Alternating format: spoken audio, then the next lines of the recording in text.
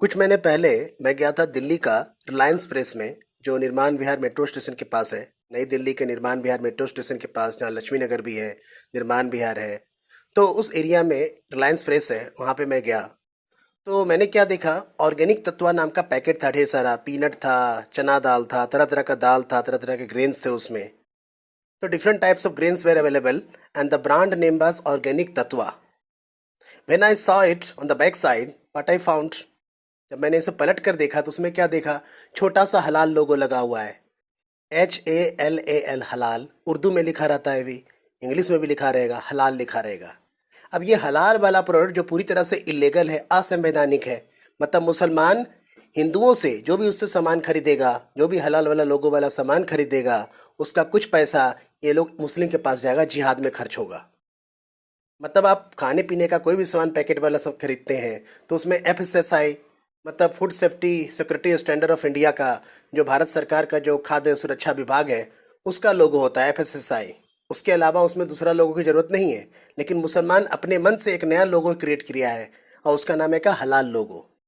अब उस सामान को आप खरीदेंगे तो उसका कुछ पैसा, जितना 5 रुपए का भी सामान है तो कुछ पैसा उसके पास जाएगा, मुस्लिम के पास असंवैधानिक तरीके से जाएगा। मतलब आपसे ये टैक्स ले रहा है मुस्लिम, मतलब आपसे ये पैसा ले रहा है।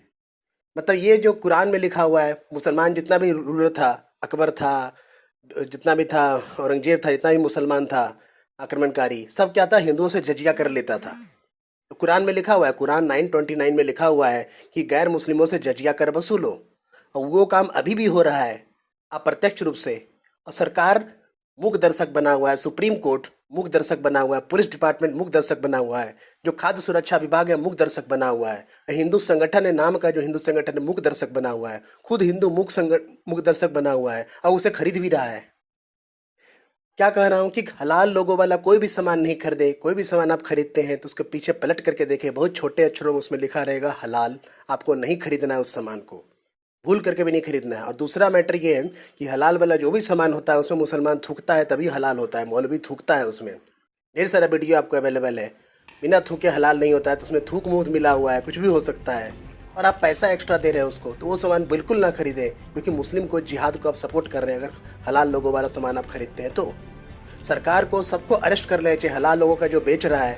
मैंने उस महिला को बोला, काउंटर पे जो थी, उसको मैंने सबको सामने रख दिया था, जहाँ पे काउंटर है वहाँ पे, और उसको फ्रंट में रख दिया था हलाल वाला सामान को। मैंने उससे बोला, लेडी थी एक जो काउंटर पे कैशियर थी, मैंने बोला आप इसको क्या, सब कलेक्ट हो गया, मेरे सामने देखने लगा। मतलब वो जो जो जो सुपर मार्केट होता है, जैसे रिलायंस का ही हो, तो उसका मैनेजर जो होता है मुसलमान होता है, लोग जिहादी लोग होता है, यही लोग सब काम करता है अरेंजमेंट।